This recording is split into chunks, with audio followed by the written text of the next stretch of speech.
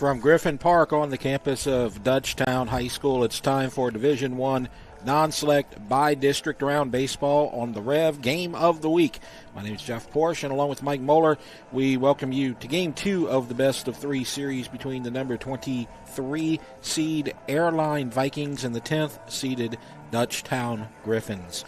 When we return, we will talk about today's matchup and more right here on the REV Game of the Week.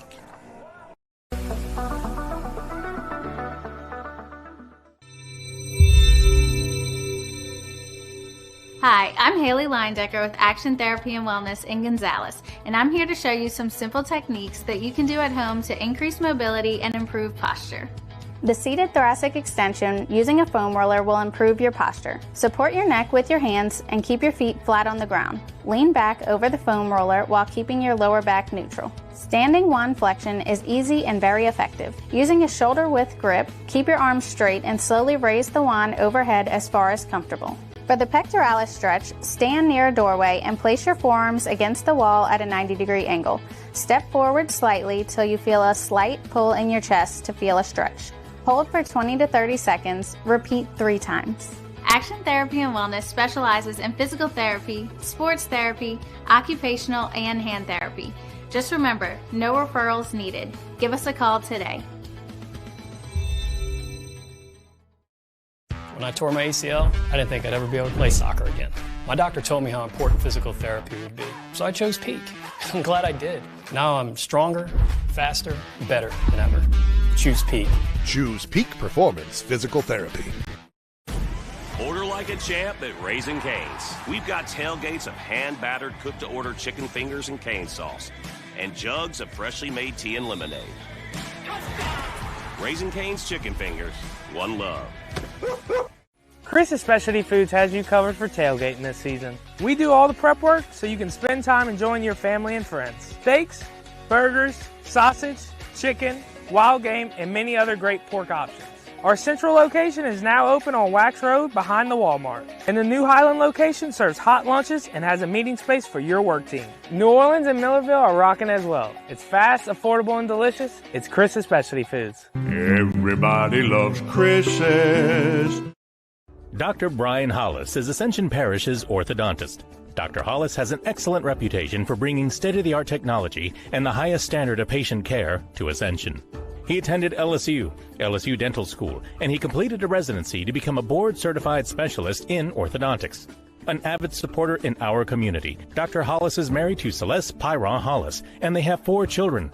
Dr. Hollis, Ascension Parish's orthodontist. Grow up smiling with Hollis Orthodontics.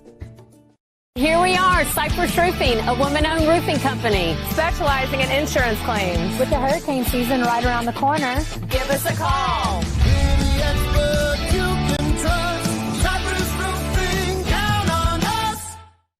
Get to know SEC Heating and Cooling this year. Locally owned and operated by Stephen Conyer since 2013, SEC Heating and Cooling works with residential and commercial customers in Ascension, East Baton Rouge, Livingston, and surrounding parishes. SEC specializes in preventive maintenance, repair, and complete changeout and installation of energy-efficient central air systems. From professional sales and expert installation of central AC systems to repairs and ductless AC systems, we can handle all your needs. For total peace of mind, call SEC today. No one teaches you what to do immediately after an accident. Once everyone is safe, your first call should be to an attorney, not the insurance company. Don't let the insurance company take advantage of you at your time of need. Call the Title Law Firm. We'll walk you through what you need to do in real time. But you can take advantage of the Title Law Firm's 30 years of experience. Before you call your insurance, make a free, no-obligation call to the Title Law Firm.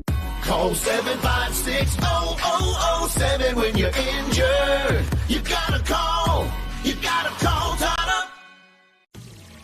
B.T. Chapman and A.J. Pickett with Advantage Therapy are honored and excited to team up with Dutchtown High School's athletics. At Advantage Therapy, we are dedicated to helping our patients regain the highest possible functional status through one-on-one patient care.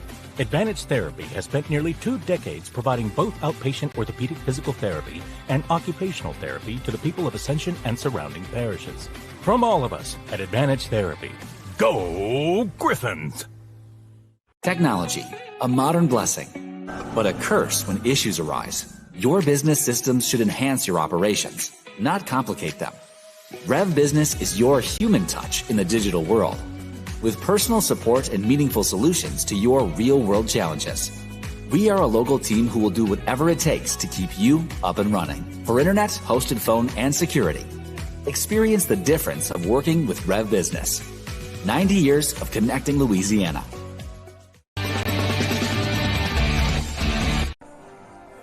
Welcome back to the Rev Game of the Week. Dutchtown versus AIRLINE. Game 2 of the best of 3 in the Division I non-select by district baseball. This is Game 2. As we said, we're expected to have first pitch around 11 o'clock. Dutchtown won Game 1. More about that later, but our schedule today is Game 2 at 11. AIRLINE has to win to force a Game 3. If Dutchtown wins, this series is over and Dutchtown will win the series. If we have a Game 3, it'll be played about 1 hour after the end of Game 2. Now, going back to Game 1, Mike, that was last night. Dutchtown, probably their best performance of the season. Great all-around performance in a 7-0 win over AIRLINE. Yeah, and in my opinion, the game was a lot closer than that, right? I mean, it kind of unraveled a little bit for the Vikings towards the end there. Couple, I think Dutchtown put up 4 in the 5th or 6th inning or what have you. But prior to that, I mean, it was kind of tit for tat. A little bit too much Case and Johnson. He threw the ball fantastic. I mean, just worked ahead of the hitters, kept them off balance, kept his team in the game. When you have a quick tempo like that, you keep your defense on their toes, and they're going to make the plays for you, things like that. But Dutchtown ends up picking up their 24th win, and the AIRLINE Vikings looking to rebound today and force a Game 3.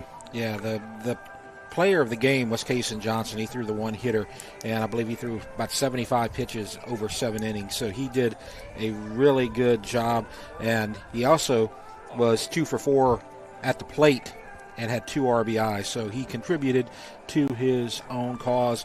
The starting pitcher, Indris, for AIRLINE pitched really well, but kind of ran out of gas at the end, and that's when they scored all of their runs. And you see, this is the updated records for these two teams. Yeah, like I said, Dutchtown picked up their 24th win last night to run their record to 24 wins and 11 losses. They are the 10th seed in the playoffs this year, and in District 5-5A, they were 10-2. They were the district runner-up. They did split with Live Oak that last series.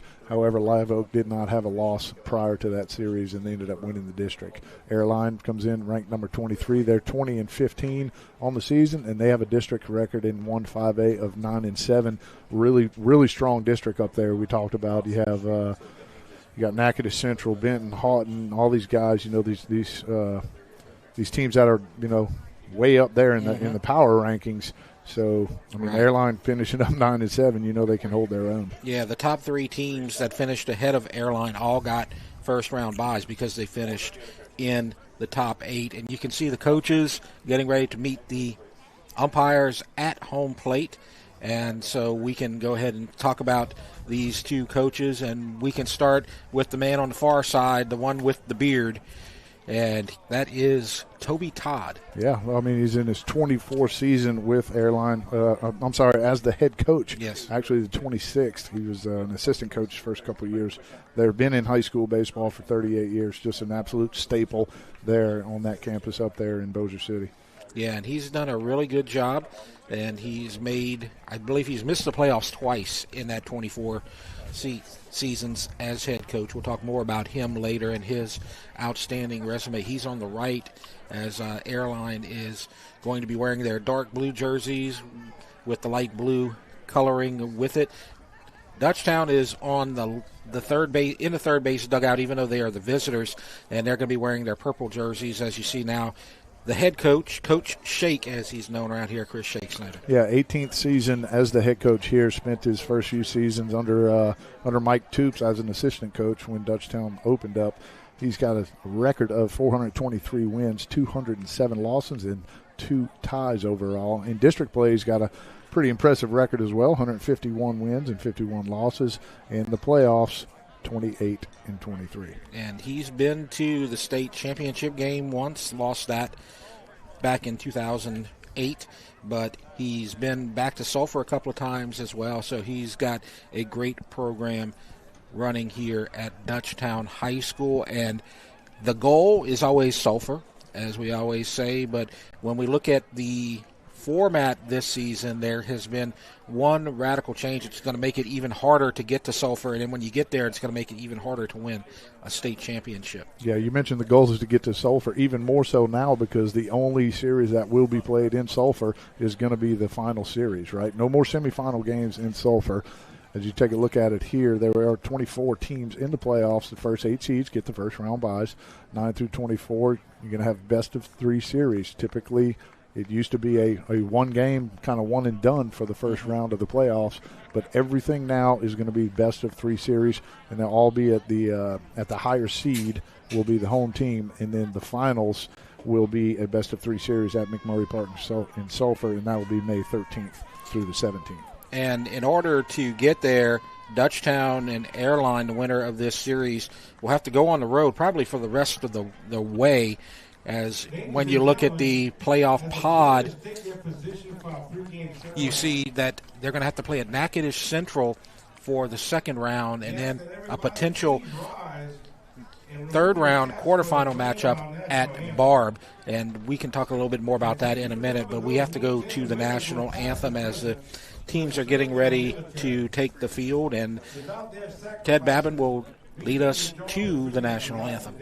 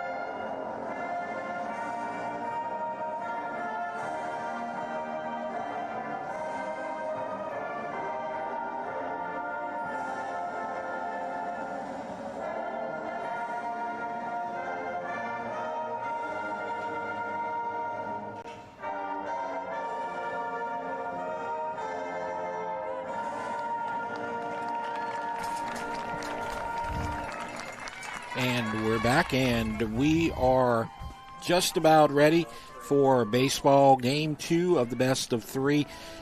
Dutchtown at AIRLINE. Dutchtown, the visitors, even though they are playing at home. That's the rules in high school LHSAA playoffs. We can finish talking about this bracket right here.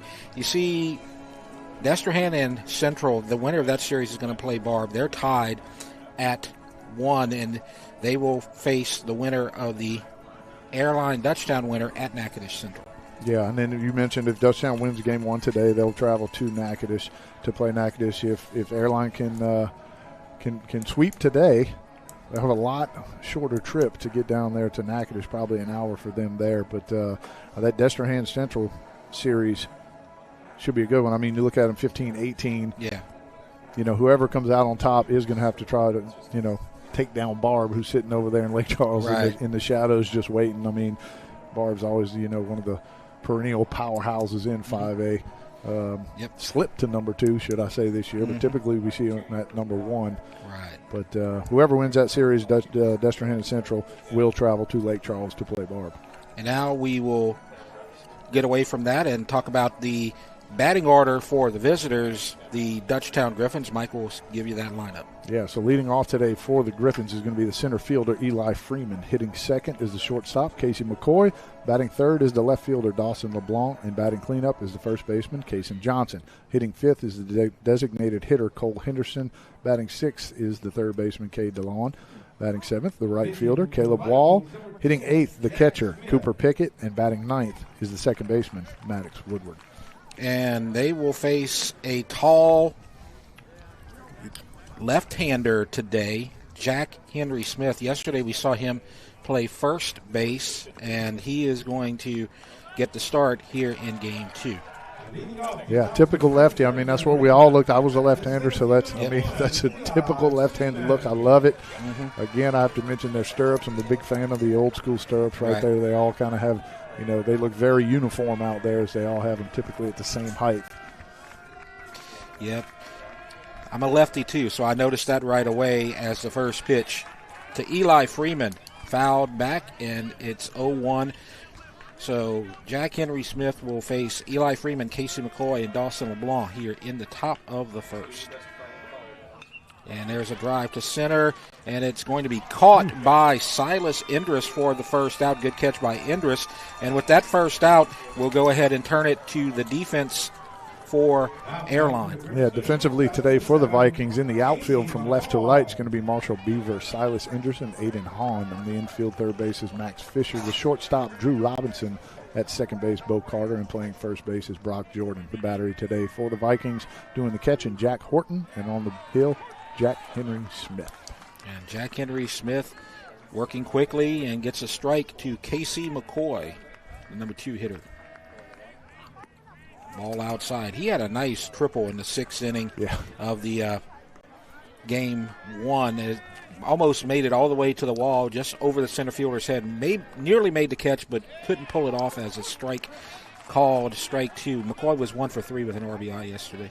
Yeah, he put a charge into that ball, and it just got over. I think the center fielder got a little bit of glove on it, but he was on the dead sprint to try to get to that ball.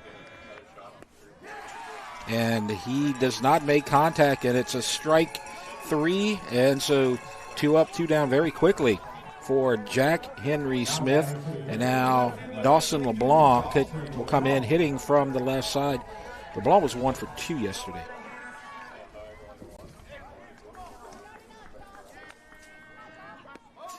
And just like the pitchers yesterday, filling up that strike zone. Like Groundhog Day, right? Yep. Wake up, do the same thing every day.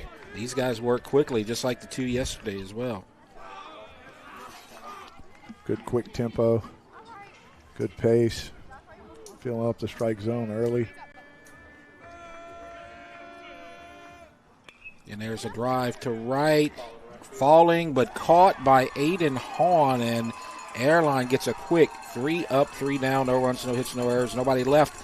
We go to the bottom of the first inning. Dutchtown doesn't score. Airline coming to bat as we see the replay, and a good play by the right fielder. And now Mike will give you the batting order for the home team today, Airline. Offensively for the Vikings today, leading off is going to be the first baseman, Brock Jordan. Hitting second is the second baseman, Bo Carter. Batting third is a designated hitter, Austin Smith. And batting cleanup is the pitcher, Jack Henry Smith. Hitting fifth is the left fielder, Marshall Beaver. Batting sixth will be the third baseman, Max Fisher. Hitting seventh, the right fielder, Aiden Hahn. Batting eighth, the catcher, Jack Horton. And the center fielder, Silas Indris, will bat ninth. And facing this batting order for the visiting Dutchtown Griffins is going to be number 21, Caden Hill. He has 3 losses on the season, but he's got a good ERA, and he's a really good pitcher. Yeah, he comes in with an ERA of 2.688. He's got 41, almost 42 innings on the year. He's pitched, or actually started every game he's pitched, so it's going to be 9 starts, 9 games pitched.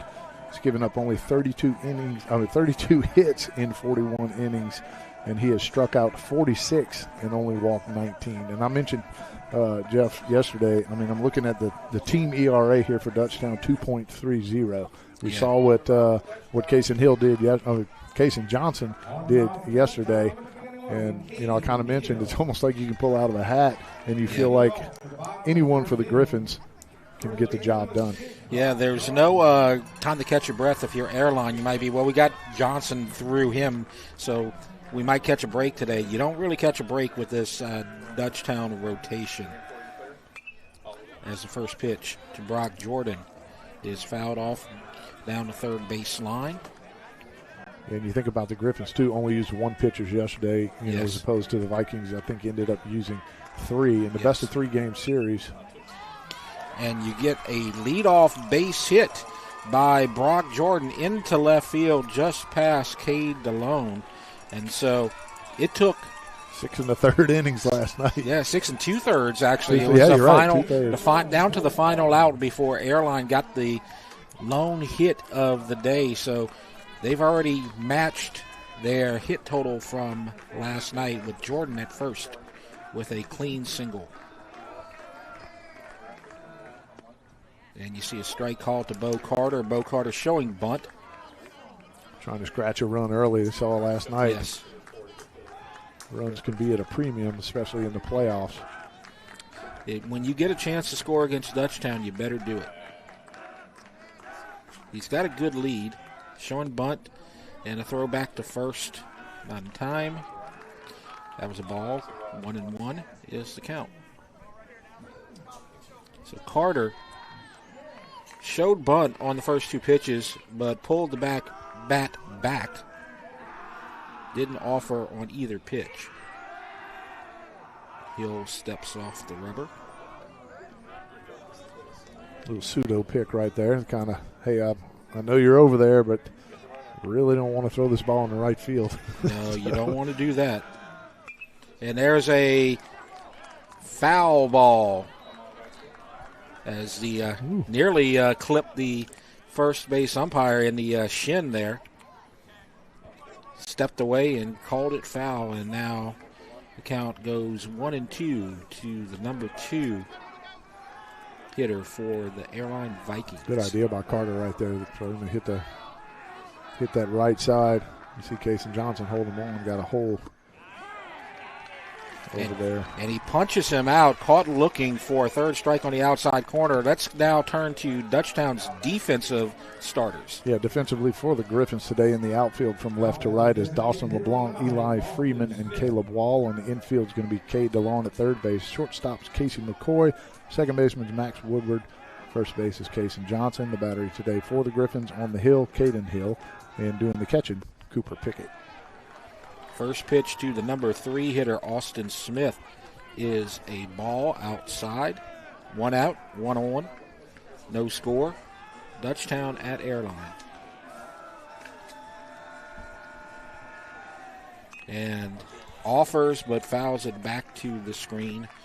As we mentioned, in LHSAA best-of-3 playoff rules, even though Dutchtown is the home team in the series and this game is being played at Dutchtown, Dutchtown is the home team for Game 1 and a potential Game 3. The visitor is always the home team for Game 2. So Airline is the home team today. And 1-1 pitch just missed outside. Tough pitch. Looked pretty similar to the pitch he just run Carter up on. Austin Smith is the DH today. He was 0 for 3 last night. There's a bouncer to Woodward, could be 2, flipped this short, and a double play for the Griffins, 4-6-3. Beautifully executed, and that will end the first with no runs on 1 hit, no errors, nobody left. We go to the second, and there's no score between Airline and Dutchtown. You're watching the Rev Game of the Week. When I tore my ACL, I didn't think I'd ever be able to play soccer again. My doctor told me how important physical therapy would be, so I chose Peak. I'm glad I did. Now I'm stronger, faster, better than ever. Choose Peak. Choose Peak Performance Physical Therapy. Dr. Brian Hollis is Ascension Parish's orthodontist. Dr. Hollis has an excellent reputation for bringing state-of-the-art technology and the highest standard of patient care to Ascension. He attended LSU Dental School, and he completed a residency to become a board-certified specialist in orthodontics. An avid supporter in our community, Dr. Hollis is married to Celeste Pyron Hollis, and they have 4 children. Dr. Hollis, Ascension Parish's orthodontist. Grow up smiling with Hollis Orthodontics. Here we are, Cypress Roofing, a woman-owned roofing company specializing in insurance claims. With the hurricane season right around the corner, Give us a call.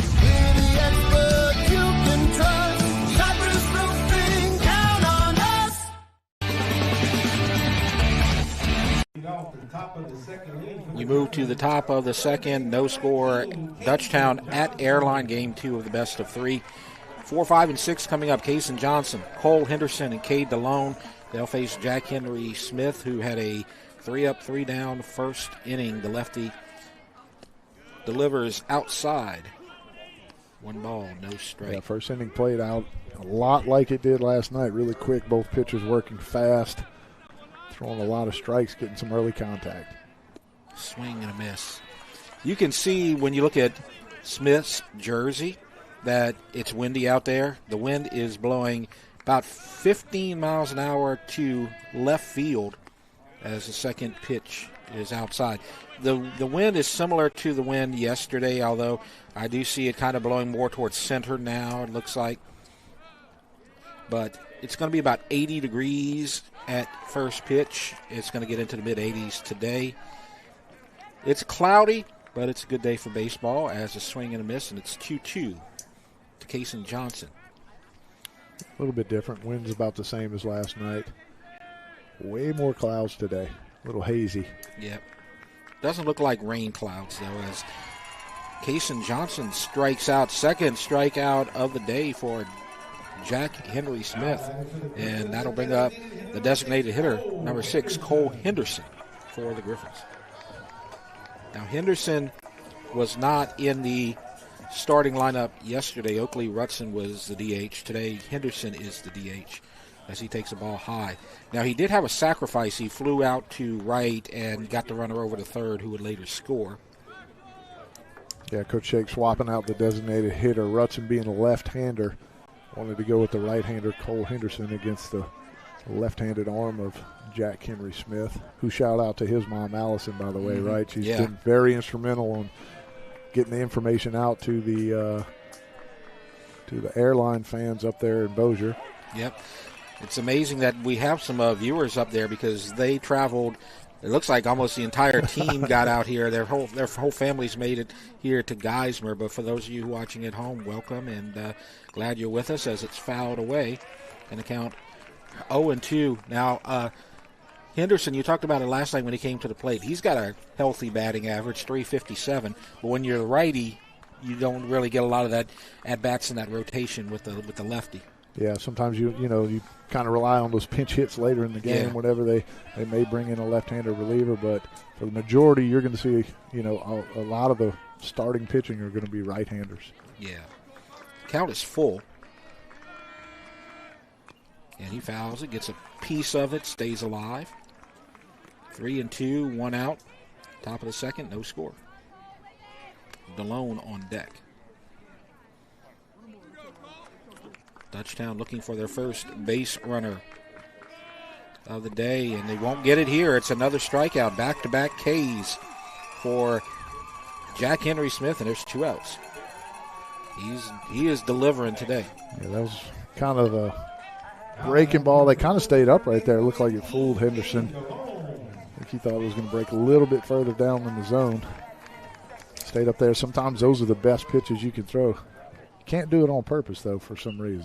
Back-up breaking balls. A high chopper to Smith, and he slips, and the throw goes away, and the runner is going to get to second. And that's just a tough opportunity for Smith as he made a good play to get to the ball, but he lost his footing as he planted to throw. Yeah, probably a base hit and an error right there. Not real sure. I don't know. He may have had a chance if he makes a good throw, but like you said, he loses his footing. Throws everything kind of out of whack. Tough for Brock Jordan. You see him kind of come off the base. He did what he was supposed to, right? Come off the base, try to knock that ball down if you can.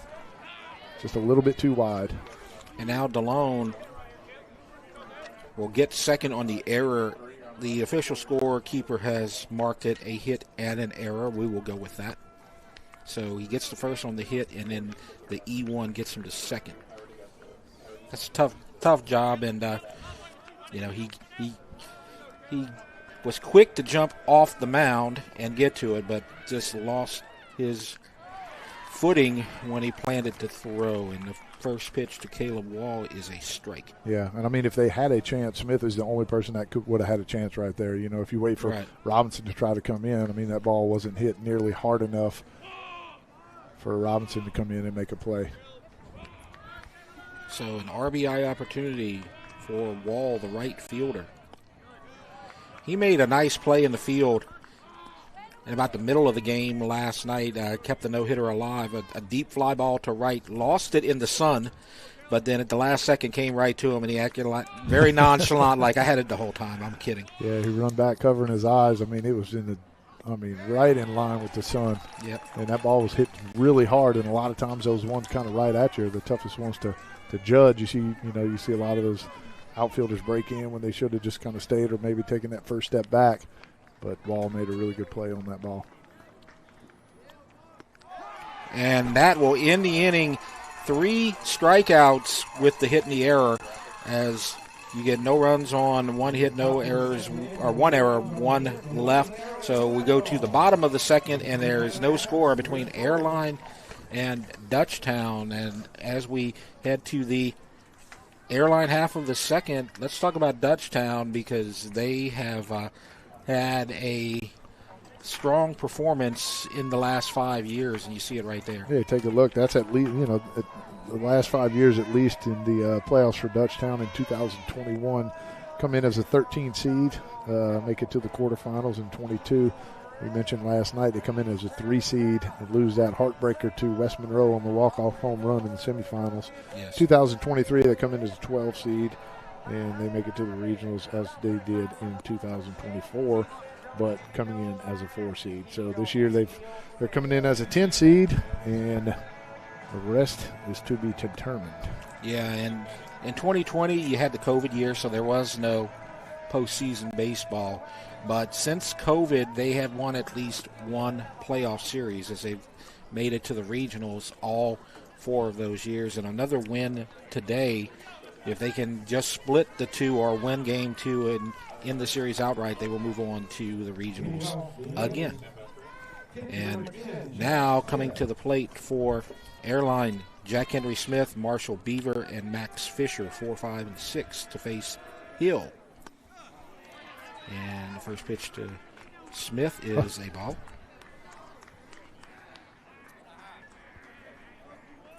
I think Coach Todd a little late getting to third base. You saw him cruise past the catcher right there. Maybe he forgot that they were the home team since they were playing on the road today. Fouled away. So the count 2-1. And we'll mention this from yesterday, and I guess we don't have to mention anybody else for AIRLINE. He was 1 for 3. Yeah. So he got the lone hit, and it was a clean 2-out single over the shortstop's head. But this one is bounced to first. They'll flip to the pitcher. Easy doing as Johnson flips to Hill. 3-1 for the first out. Good execution right there. Yeah, good little PFP, a little pitcher's fielding practice. If you've ever done any kind of pitching at high school, college, or professional level, you know exactly what I'm talking about. You do a million of those at practice, and Caden Hill and Kason Johnson executed that perfectly. Pitcher to pitcher, if you want to think about it that way. Yeah. Friday night's pitcher to Saturday's pitcher. And I was going to mention also, I love the fact that last night you saw Kason Johnson was the starting pitcher. He hit 4th. Yep. Tonight, Jack Henry Smith is the starting pitcher, and he's hitting 4th. And there's a drive to right, and that's an easy out for Caleb Wall, as there's no sun, and it's in the middle of the afternoon, so there won't be any sun today. And he makes the easy grab in right field, and Beaver is retired. Now Max Fisher. Yeah. So let that be known, pitchers can be athletes also. Absolutely. Yeah, oftentimes you see that. A lot in the younger, when the kids are younger, about 12, 13, you usually see that happening. Usually you specialize a little bit, but every now and then you get that good multifaceted athlete, and that's what you have on both of these teams today. And I know that warms your heart. Being the former Major League pitcher, the former Nichols State pitcher, the retired number from East Ascension High School. You love those pitchers, though. As the count is now 2-1 with 2 outs here in the bottom of the second. And high, 3-1. Missed up there a couple times just above the hands as Caden Hill. Hadn't seen that quite yet out of him. There he goes and finishes one there. And McCoy will get it, throw to first for the out, 6-3, and 3 up, 3 down for AIRLINE in the second. So no runs, no hits, no errors, nobody left. We go to the third. No score. You're watching the Rev Game of the Week. Order like a champ at Raising Cane's. We've got tailgates of hand-battered, cooked-to-order chicken fingers and cane sauce, and jugs of freshly made tea and lemonade. Raising Cane's Chicken Fingers. One love. Get to know SEC Heating and Cooling this year. Locally owned and operated by Stephen Conyer since 2013, SEC Heating and Cooling works with residential and commercial customers in Ascension, East Baton Rouge, Livingston, and surrounding parishes. SEC specializes in preventive maintenance, repair, and complete changeout and installation of energy-efficient central air systems.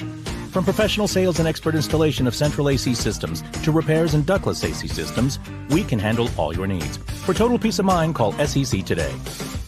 Here we are, Cypress Roofing, a woman-owned roofing company specializing in insurance claims. With the hurricane season right around the corner, Give us a call.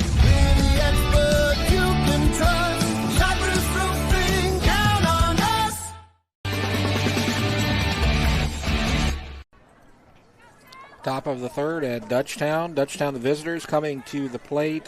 8-9-1. Cooper Pickett, Maddox Woodward, and Eli Freeman to face Jack Henry Smith, who has struck out 4 in his first 2 innings. First pitch.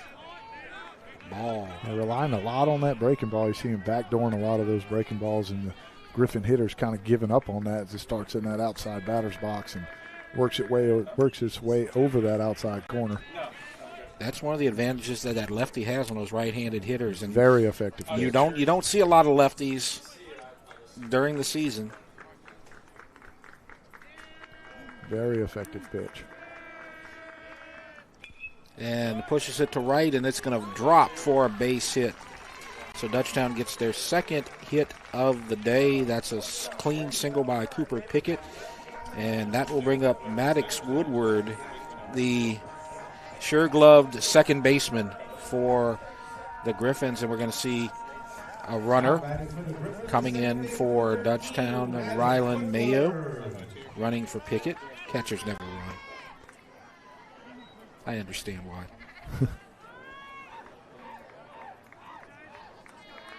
So now Woodward possibly in a sack situation.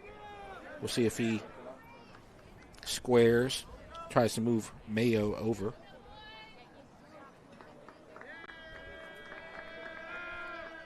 And he does drop the bunt, and it's going to, they're going to grab it before it goes foul. Looked like it may have been about to go foul, but the first baseman picks it up and tags Woodward for the out, and that's going to move Mayo to second. Yeah, good job right there, though. I mean, Brock Jordan, in my opinion, made the right play right there. I mean, it's right in front of you. The hitter's trying to give himself up, take the out, right? I mean, if you sit there and kind of let it go foul, then it doesn't go foul, then you have first and second no outs. So, yes.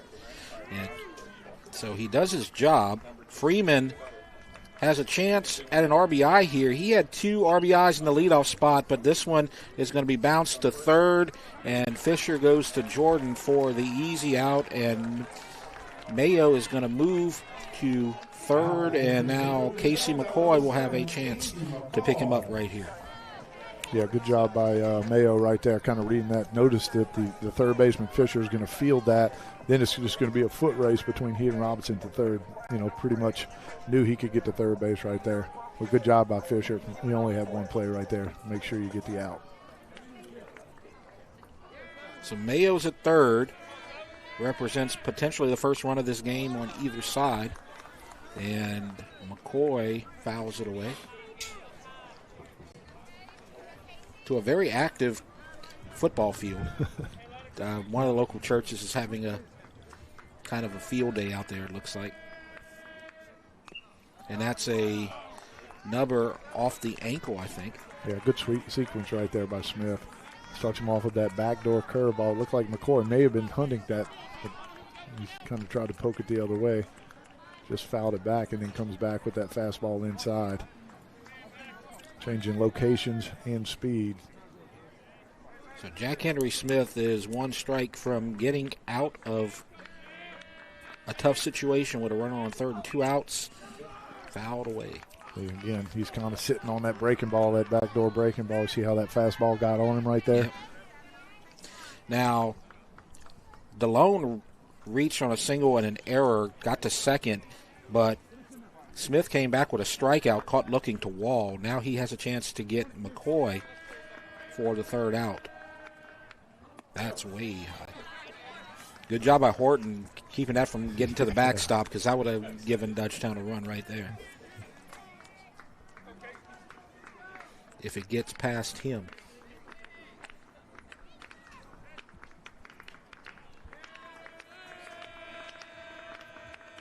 One, two. Gets away, and here comes Mayo, and Dutchtown takes the lead.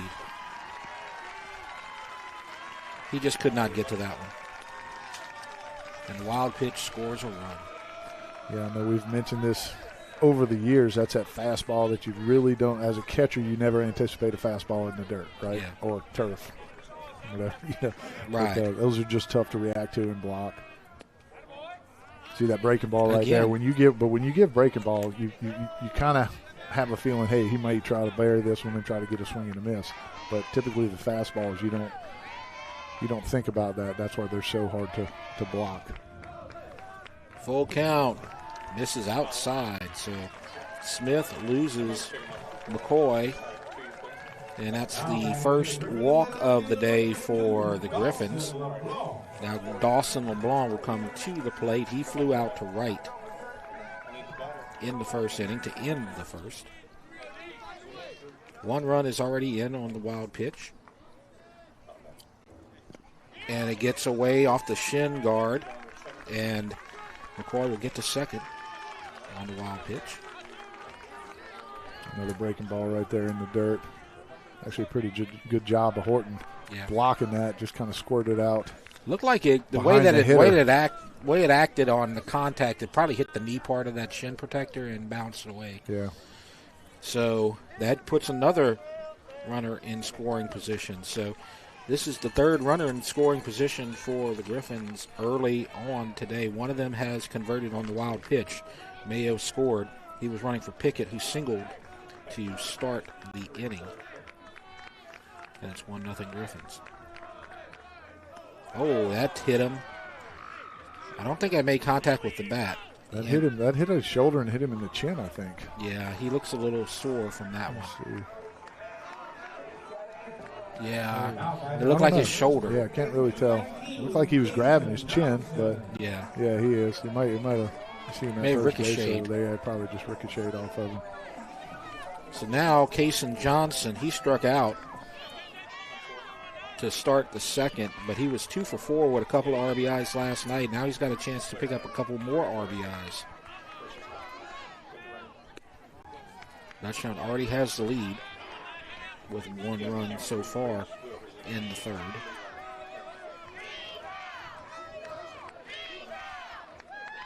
You have a single, a walk, and a hit batter. That's been the traffic for this inning for Smith. That's driven to right, and that may fall. The right fielder coming in can make the play, and Aiden Hahn does a good job of keeping 2 runs from scoring, as 2 runners are stranded, 1 run on 1 hit, no errors, 2 left on base. As you see the replay, great job by Aiden Hahn, and our score 1-0. Dutchtown leads AIRLINE, and AIRLINE, they're coached by Coach Todd, and you see him right there, although there's no beard, but I think that's an old shot. Yeah, we touched on it a little bit earlier pregame, but this is his 24th season actually as the head coach, 26th as a coach for AIRLINE. He's made the playoffs 22 out of his 24 seasons. He's won 10 district titles, been to the quarterfinals 3 times, and the semifinals once. And back in 2016, set a school record for wins with 30 wins and 6 losses. So he is trying to get AIRLINE through here. He has to win twice, like we talked about today, but regardless, when you're playing, and a lot of that is back in the old days of 5A baseball where you didn't have the separation between all the schools, and to get there with all of the public-private competition and just miss the playoffs twice. That's a big deal. Select, non-select, because we mentioned even in 1A you have Shreve and Bird, right, in that district as well, and they made the playoffs in the select. Yeah, He's got a great program. And we're going to talk about this later. His program only has 3 seniors. And so this is a team that could make some noise next season, and they're still alive in the playoffs right now. As a pitch to Hahn is a bouncer to Woodward, and Woodward keeps his perfect series alive in the field with a 4-3 ground out. Yeah, Woodward seeing a lot of action. See that kind of charge that hop, wanted to come get that candy hop right there. Yep. Give himself a chance to make a nice little short throw for that first out. So Hahn is the first out in the bottom of the third. Now Jack Horton comes to the plate, and Silas Indris is on deck. Now Horton did not play yesterday. He is in as the catcher. And there's a high chopper foul. 1-1. Dutchtown has 1 run on 2 hits. Airline has no runs on 1 hit. Leadoff single in the top of the first. And now ahead of Horton, 1-2. So Hill's working really well.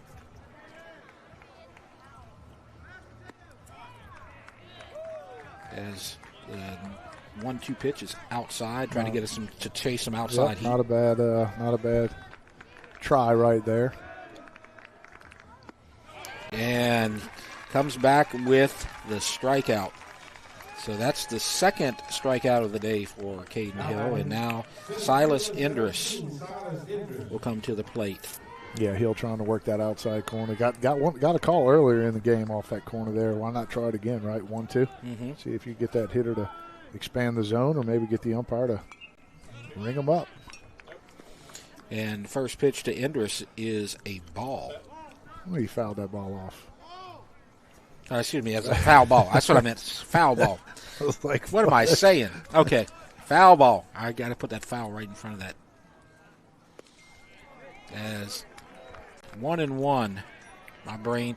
I had my watch ticked, and I checked the message, and I got completely distracted. 1-1, as a drive to short and a base hit. That was a hard hit ball into left field for the second hit of the day for the Vikings. Yeah, hot shot right there from Indris. Got the barrel to that ball. Take another look at it. Kind of got McCoy, a little in-between backhand hop right there. Those are tough. Yeah. That's a bonus if you make that play. McCoy was shading him towards second, had to come back in the hole, and it just got through. And now you got the guy who got the first hit of the day. That's the second hit right there. Brock Jordan try to keep this inning alive as he flies one sky high to right field. And the second baseman, Woodward's calling for it, and he makes the catch. So you give up the hit, but no run score, and we go to the top of the fourth. 1-0 Dutchtown with the lead. You're watching the Rev Game of the Week. I was trying to see. No one teaches you what to do immediately after an accident. Once everyone is safe, your first call should be to an attorney, not the insurance company. Don't let the insurance company take advantage of you at your time of need. Call the Title Law Firm. We'll walk you through what you need to do in real time. But you can take advantage of the Title Law Firm's 30 years of experience. Before you call your insurance, make a free, no-obligation call to the Title Law Firm. Call 756-0007 when you're injured. You gotta call. You gotta call Title. B.T. Chapman and A.J. Pickett with Advantage Therapy are honored and excited to team up with Dutchtown High School's athletics. At Advantage Therapy, we are dedicated to helping our patients regain the highest possible functional status through one-on-one patient care. Advantage Therapy has spent nearly 2 decades providing both outpatient orthopedic physical therapy and occupational therapy to the people of Ascension and surrounding parishes. From all of us at Advantage Therapy, go Griffins!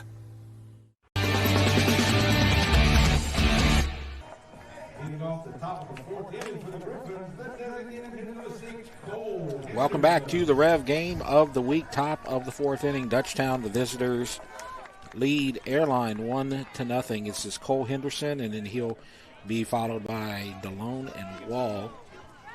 So Henderson takes the ball. He was a strikeout victim in the second inning. Looked like A little element of surprise. Yeah. Third baseman was deep. Yeah, Fisher was a little bit behind the bag there. Henderson tried to catch him off guard, but he got a breaking ball down and in at his back foot. He almost got hit. Yeah, that's a tough one. 1-1.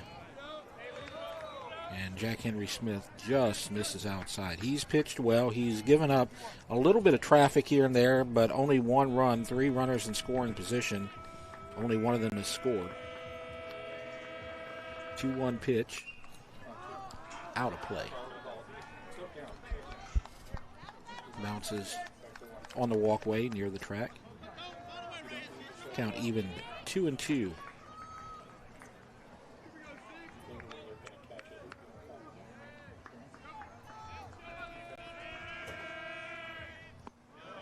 Pitch is high. And so full count. We got him with a full count breaking ball last time. Let's see what he goes to this time. Good fastball. Yeah, and another strikeout for Jack Henry Smith, and that is strikeout number 5 in 3 1/3. Doing a good job. He's given up 2 hits, so we're 3 1/3 and 1 run. Now Cade Malone. He reached on the infield hit and got to second on the error, the throwing error by Smith when he slipped, planting his foot.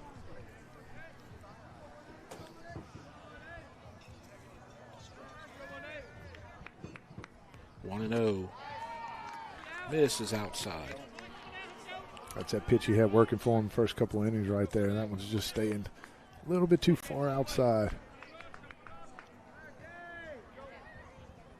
And the pitch misses again. 3 and 0. I believe this is his first 3 and 0 count.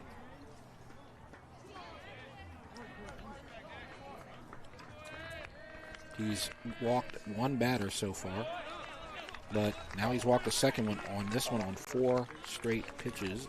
So DeLone will get on for the second time. He's got a single and a walk. Caleb Wall is going to come to the plate, the right fielder, with 1 out here in the top of the 4th.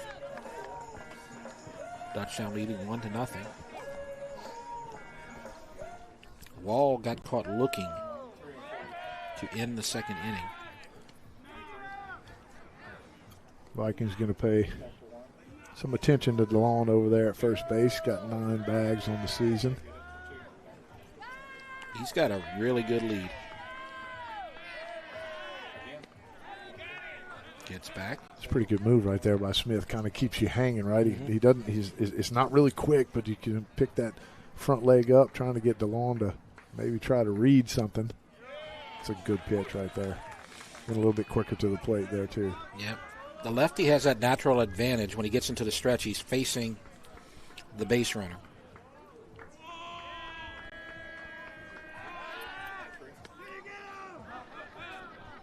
You see that one right there? That's not his best move. I think that one right there is kind of a show-me move. The one before that he had DeLone kind of frozen on. Yeah, he did. He hung up a little bit longer. You always hear everybody say, man, as a left-handed pitcher, can you just pick your leg up and read the runner. If he goes, then throw to first base. And if he doesn't go home, that's impossible.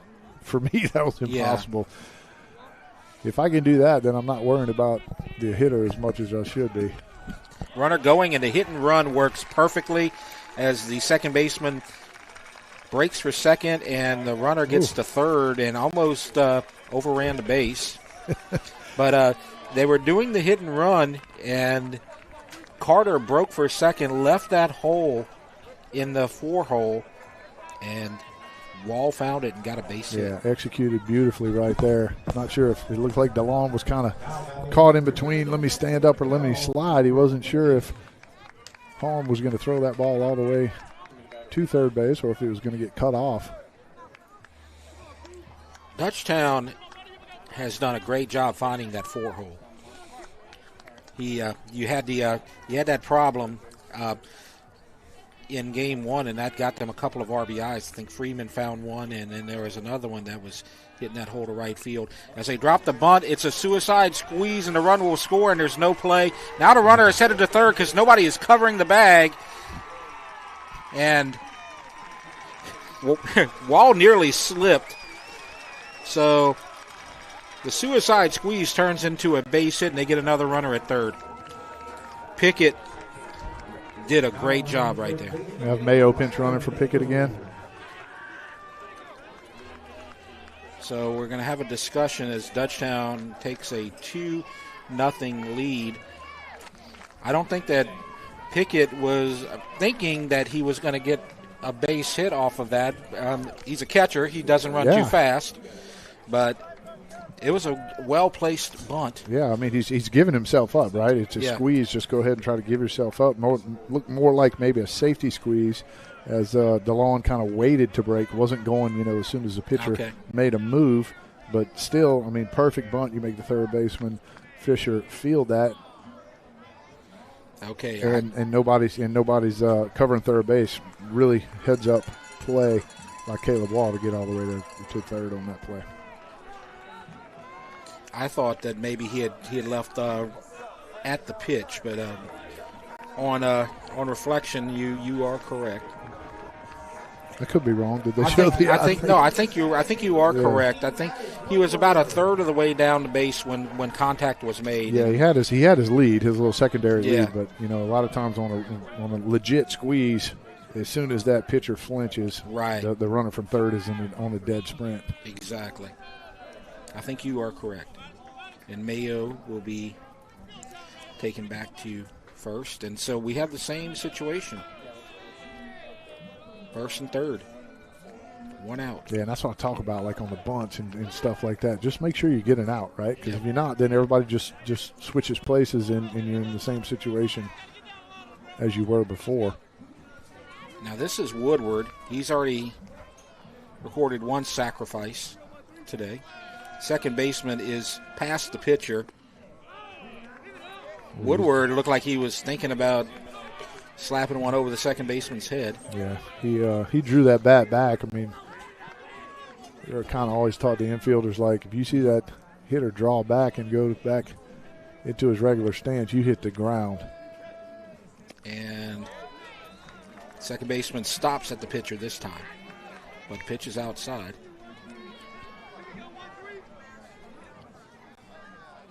Wall is the runner at third.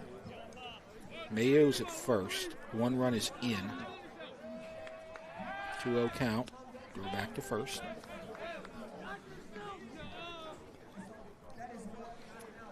Now, Freeman and McCoy are the next hitters, 1-2 in the Dutchtown batting order. And now he tries to drop one, and it goes down the first baseline, foul. So Henderson led off the inning with a strikeout. Then DeLone walked. Wall got a base hit on a hit and run. Worked perfectly. And then you had the sacrifice that turned into a base hit by Pickett and an RBI. And this time he drops it, and the first baseman only has one play, and it's going to be 3-4 sacrifice. And a run will score, and it's 3-0. So an RBI for Woodward. Yeah, good job by Woodward right there. I mean, they took the bunt off for a couple pitches, put it right back on 2-0, fouled it off. Maybe tried to square a little bit too late. Look, when you're trying to sacrifice, I don't care. Let everybody in the building know you're trying to sacrifice, right? You square early, get the bunt down exactly like he did right there. Good play by the first baseman, Brock Jordan. Bo Carter covering. Textbook bunt defense right there. And now Freeman's 0 for 2. Got a couple of RBIs. He's in an RBI situation right here. It takes a strike for the first pitch.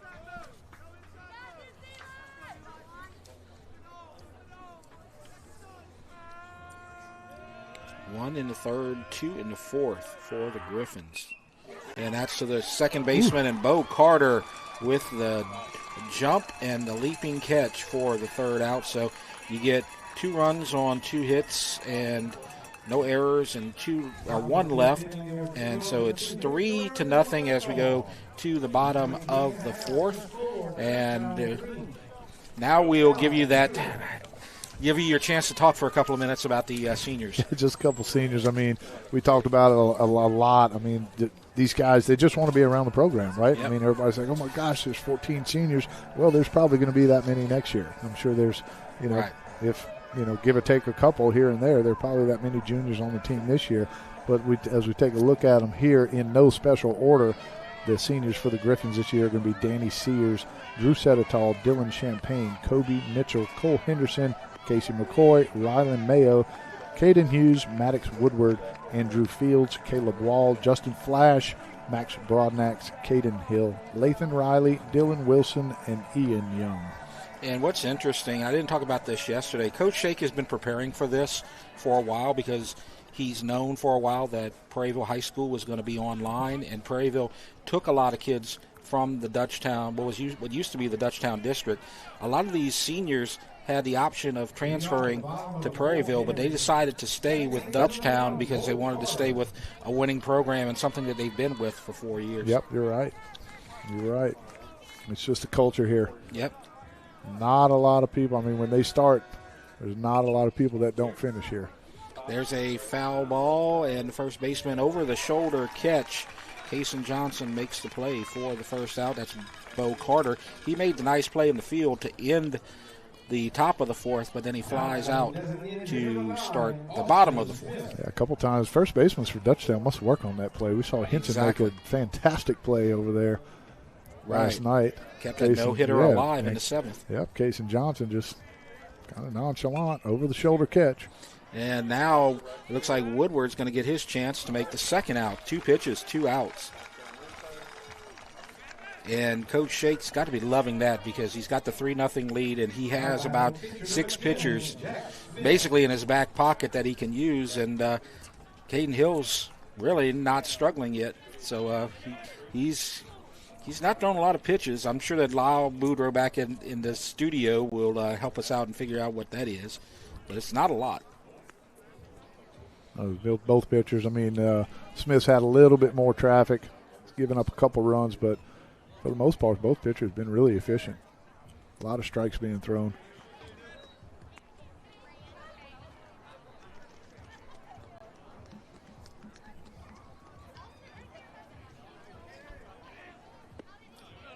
And a strike called at the knees.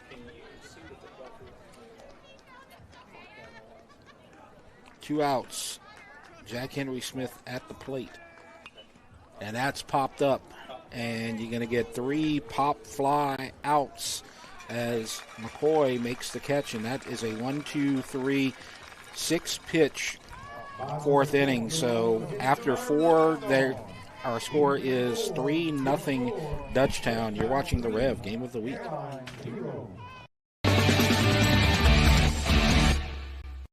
When I tore my ACL, I didn't think I'd ever be able to play soccer again. My doctor told me how important physical therapy would be, so I chose Peak. I'm glad I did. Now I'm stronger, faster, better than ever. Choose Peak. Choose Peak Performance Physical Therapy. Dr. Brian Hollis is Ascension Parish's orthodontist. Dr. Hollis has an excellent reputation for bringing state-of-the-art technology and the highest standard of patient care to Ascension. He attended LSU Dental School, and he completed a residency to become a board-certified specialist in orthodontics. An avid supporter in our community, Dr. Hollis is married to Celeste Pyron Hollis, and they have 4 children. Dr. Hollis, Ascension Parish's orthodontist. Grow up smiling with Hollis Orthodontics. Here we are, Cypress Roofing, a woman-owned roofing company specializing in insurance claims. With the hurricane season right around the corner, Give us a call.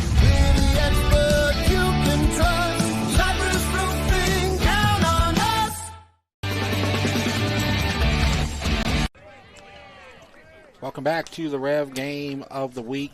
Over the first baseline, there's a little walkway, and on the other side is a football stadium, and there's a field day going on. One of the local churches, like I talked about earlier, that helps out with Dutchtown in the community.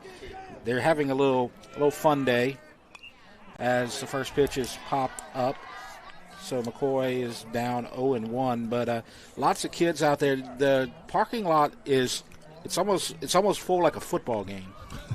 And you don't really see that for baseball all the time. But a really active day here at the Dutchtown Sports Complex. As we also see for the first time, the sun is trying to peek out at the blue skies down the left field line for the first time. So that'll warm things up a little bit. Count 1-2. And that is to the second baseman. Bo Carter makes the catch for the first out. Good pitch by Smith right there. Saw him working, kind of changing the eye level. Tried to go up top, 0-2, just a little bit out of the zone, but stayed up there. Got on the hands of McCoy right there and got that weak pop up for the first out. Now Dawson LeBlanc, who flew out to right and was hit by a pitch. First pitch, a little outside, coming from a lefty. I thought he called that a strike right there. I even marked it as a strike. There it is.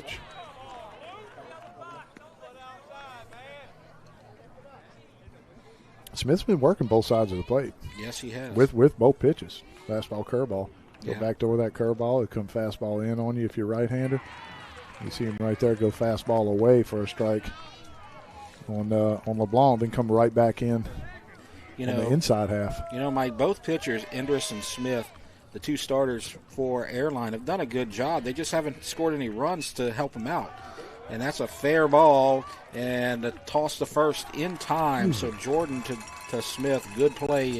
Go ahead and talk about that. I love that play. There's your PFP again, but you see Jordan getting over there, get on the ground, smother that ball, make a good little football pass, lead Smith to first base. Executed beautifully right there for that second out. So Smith's doing a good job. He's got 2 quick outs. But like I said, the issue with Airline so far this series is they have not threatened to score any runs.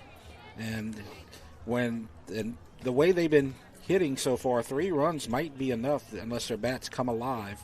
Have not scored a run so far, and they only have 3 hits so far in this series.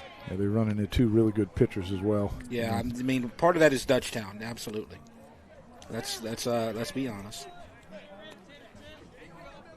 But those bats are going to need to come alive, as there's only 3 more innings potentially left in their season. And you get the 4-pitch walk. That's at least the second 4-pitch walk that we've seen. So that was Johnson, who was 0 for 2 coming into that at-bat. Now Cole Henderson.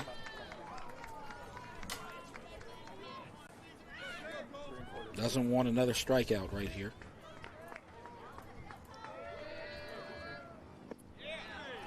Strike called. Love that sequence right there. A lot of times when you see a pitcher walk somebody on 4 pitches, especially with the last couple being fastballs out of the zone, try to break that mindset up and start that next hitter with the breaking ball next pitch. That way you kind of erase those negative thoughts on that fastball out of your head. Might have been fooled right there on the breaking ball. Yeah. And now it's 0-2. That was a late breaker. Fastball out of his hand, curveball at the plate. Fouled. Yep. And there's that still sitting breaking ball. You see 2 of them really good, the first 2 pitches, telling yourself to sit back, and then he rushes that fastball, looks even stiffer, after those breaking balls. Good job by Henderson to just get a piece of that. Yes, he stays alive. Johnson's at first. Misses high and outside. 1-2. Malone is on deck. He's reached base twice so far. And that keeps him alive, but barely. 1-2 the count. I like the way he works both sides of that play with that breaking ball. You see that last pitch, he tried to backdoor it, get Henderson caught looking. And then that one, he's going to start middle and try to break it down in on your back foot. 1-2 going back to first.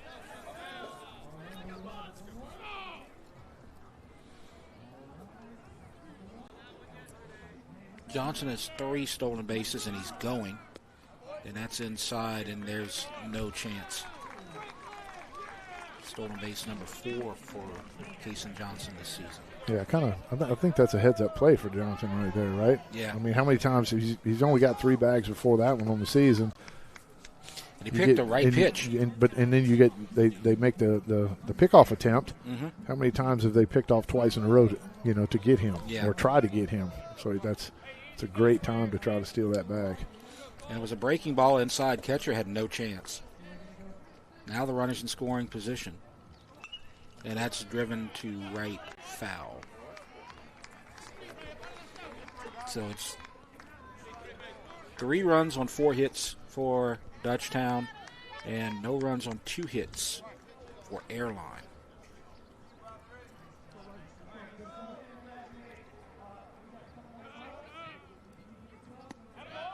And he barely misses. Tried to get that back door. Just a little bit tall, yep. A little high. 3-2, 2 outs.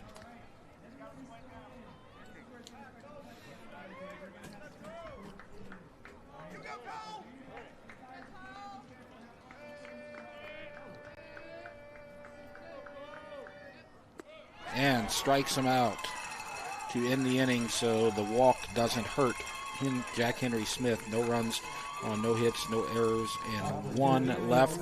Now we go to the bottom of the 5th, and you got a little easier task this half of the inning as we go from about 15 to 3. Yeah, and we mentioned, there's only 3 seniors for the Vikings this year, so they will make some noise the next couple of years for sure with this team being fairly young. But as we take a look at these 3 seniors here from left to right, you're going to have Marshall Beaver, Peyton Turnbow, and Jack Horton. And Beaver is a starting left fielder. He's going to be leading off here in the 5th inning, so this is his big moment.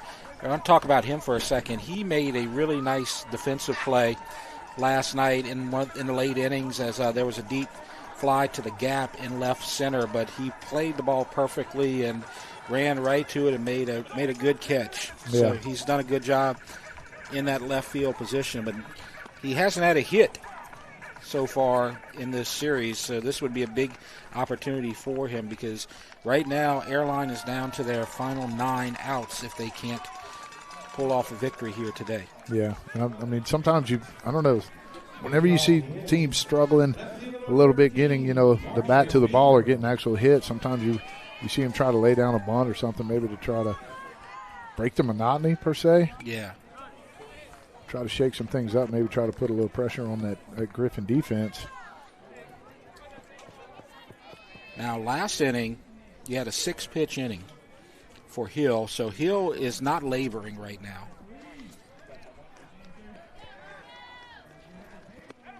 Well, and just like Johnson last night, pitch count way down. Yeah. It's already in the 5th inning, and I had to chuckle last night when I got home. I put the LSU baseball game on, and the pitcher for LSU was in the 5th inning, and they had 113 pitches. Right, I did catch that too. And then we talked about that yesterday. Johnson had, 75 pitches in 70 innings, and I go home, and the guy for LSU's got 112 or 115 in the 5th inning.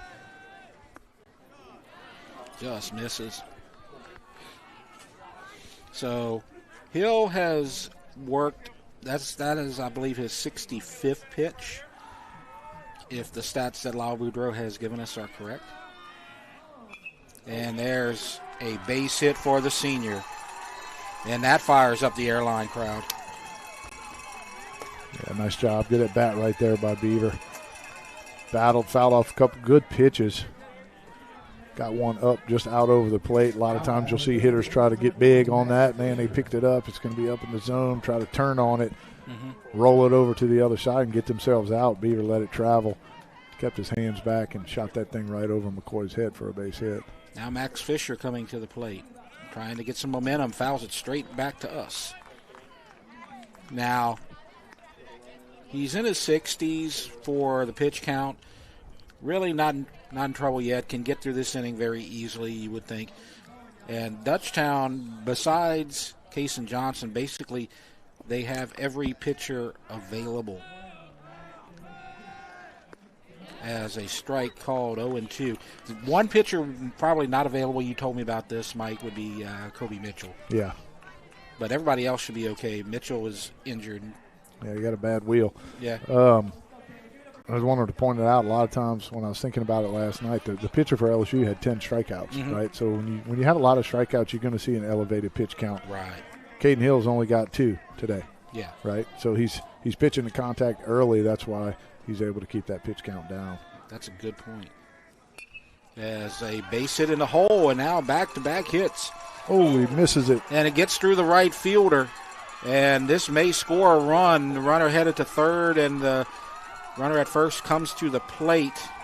And so that is a single and a 2-base error. And so the run will be unearned. And our score is now 3-1, the first run of the weekend for the Vikings. And the run that could cut it to 1 is at third base with nobody out. So now this series just got a little more interesting. Yes, you got Fisher over there on third base with no outs. That's 3 chances to pick him up to make it a 1-run ball game. You see Caleb Wall just charged that ball a little bit too hard. I think that I don't think Beaver was even going to try to attempt to go to third right there. So kind of want to just break it down. You don't want to let that ball go by you. Airline has come alive and ball high. So this is Aiden Hahn with Jack Horton on deck.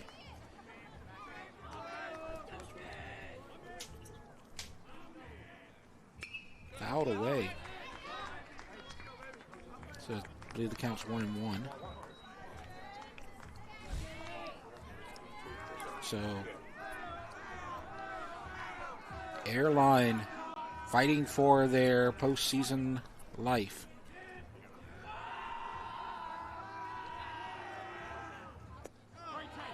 And it's a good job by Pickett. 2-1. Yeah, got to keep that ball in front of you. You know, you have that runner at third base. Any way you can, wear it if you have to.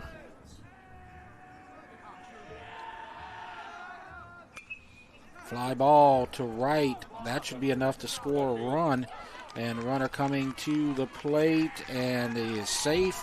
And a sac fly to left, and it's a 1-run game. As the score now 3-2, Dutchtown with the lead. Yeah, Hahn doing exactly what he's supposed to do right there. You know, we talk about it all the time. You get a runner on third base with less than 2 outs, do whatever you need to do to get that ball to the outfield.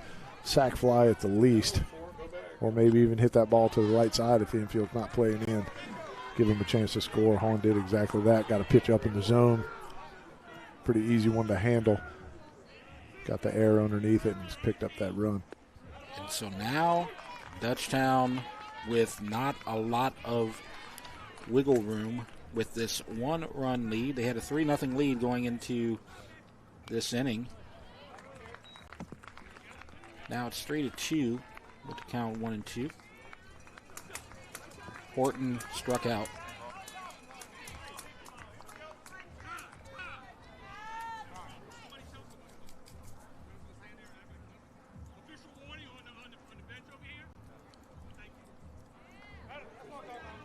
Got a little moment here. I think we are checking with the dugout over here. Coaches are talking to the dugout. First baseman coach was having a little conversation with some of his players. Don't know if anything was done.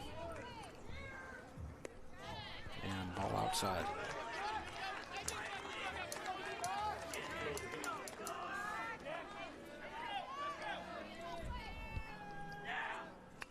And that's popped. Foul. So Beaver got a base hit. Fisher got a base hit. And Beaver scored on the error by the right fielder. Fisher got to third on the error and then scored on the sac fly to left field. And it's 3-2.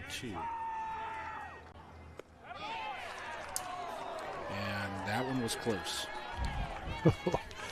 That one just missed outside. Big pitch right here to the number 8 hitter. And a fly ball to right field. And Caleb Wall makes the catch for the second out.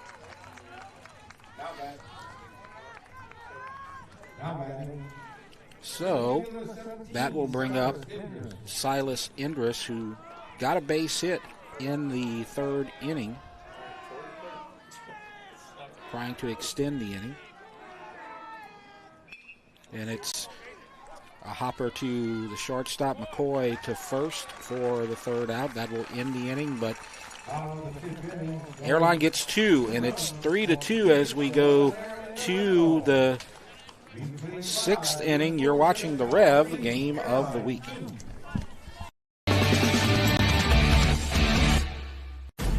Order like a champ at Raising Cane's. We've got tailgates of hand-battered, cooked-to-order chicken fingers and cane sauce, and jugs of freshly made tea and lemonade. Raising Cane's Chicken Fingers. One love. Get to know SEC Heating and Cooling this year. Locally owned and operated by Stephen Conyer since 2013, SEC Heating and Cooling works with residential and commercial customers in Ascension, East Baton Rouge, Livingston, and surrounding parishes. SEC specializes in preventive maintenance, repair, and complete changeout and installation of energy-efficient central air systems. From professional sales and expert installation of central AC systems to repairs and ductless AC systems, we can handle all your needs. For total peace of mind, call SEC today. Here we are, Cypress Roofing, a woman-owned roofing company specializing in insurance claims. With the hurricane season right around the corner, Give us a call.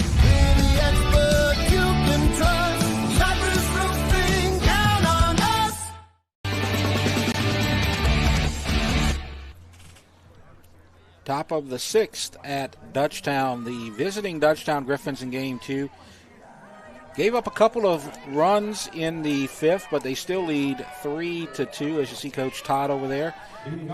He's got to be excited about his team coming off the mat here and trying to mount a comeback. He's still got a little work to do as Jack Henry Smith comes in. He'll probably work at least one more inning facing DeLone, Wall, and Pickett. Our producer telling us that Smith comes into the inning with 83 pitches and a strike to DeLone.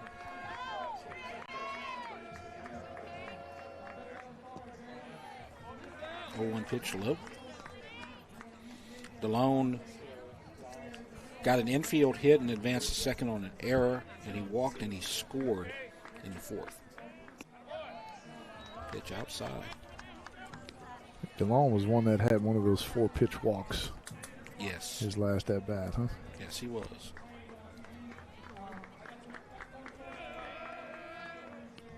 And he's going to get on base. So he's got a single, a walk, and a hit by pitch. And so he's reached base 3 for 3. Yep, raising that OBP. Yep. And we were talking about how that's his pitch count is now up to 87. That's going to do it. Looks like we're going to have a new pitcher coming in from. Yeah. I thought that maybe the 6th inning would be it for him. And so it looks like Smith is going to move to center, and Indris will move to right, which means... No, I think that's Brock Jordan's going to be in center, and Smith's going to go to first. Okay. Yeah, number 6, Brock Jordan's moving to center field. Okay. Yes. Indris is going to move to right.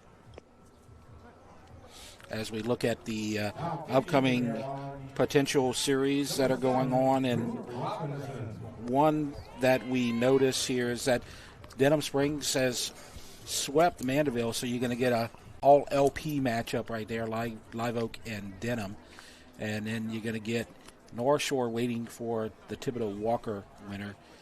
Benton and Houghton got buys. I know that Airline people are very familiar with that pod right there. Ruston leads in their series and Sulphur leads in their series. So yeah, that's going to be some inter-district series going on there, as you'll see. And then you go back to, you see that Northwood and Shreve, that pod there, Slidell, Zachary. Slidell leads that series 1-0, and we talked about it yesterday. Not sure why, but they played Wednesday and Thursday. Sam Houston swept Sanamaw, so Sam Houston will move over to play West Monroe. And so Drew Robinson, as you mentioned, is going to move from short to the mound. Indris moved to right, Jordan moved to center, and Smith moved to first. What's Smith? Oh, And wait, the no, pitcher. who's that short again? I missed that. I one. missed the shortstop. Yes, I didn't catch the shortstop. Oh, what was that? Don't have the new shortstop. See if we can pick up a number. Ooh. Is that Bo Carter? Bo Carter moved to short. Okay. So then who do we have at second? So a bunt is dropped, and to flip to first for the sacrifice, that's Caleb Wall. So the 1-3 sacrifice. Okay, so Aiden Hahn moved from right field to second base. Thank you, Mike. This is confusing. Oh, man. This score sheet looks bad. All my scratch outs. Yep. And meanwhile, Wall, sacrifice, Delone moves to second. And now Pickett comes to the plate, trying to get his third consecutive base hit on the day. Dutchtown needs an insurance run. Fly ball to left, and an easy out for Beaver for the second out. Now in this situation yesterday, Woodward, they pinch hit for him. Let's see if he's going to come to the plate. He does. I'm sure if you can see Rutson, maybe that left-hander that DH'd yesterday for the Griffins, maybe come in and pinch hit, but they choose to hold on to it. For now, they're going to leave Woodward in. Hey, Robinson's got a pretty good bender. Yep. That first pitch to Pickett. Had a nice little sharp, quick break on it. So 1-0, 2 outs. There it is again. A beauty.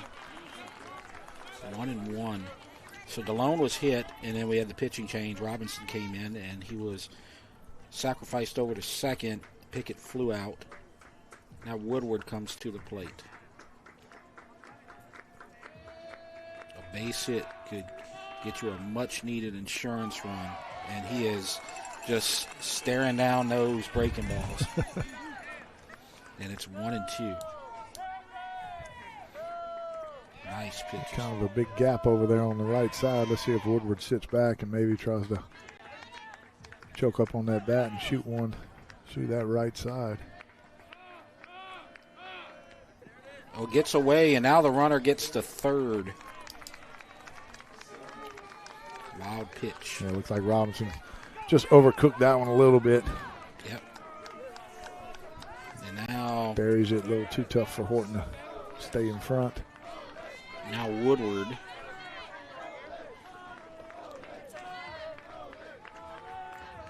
Still trying to get that RBI opportunity. Foul.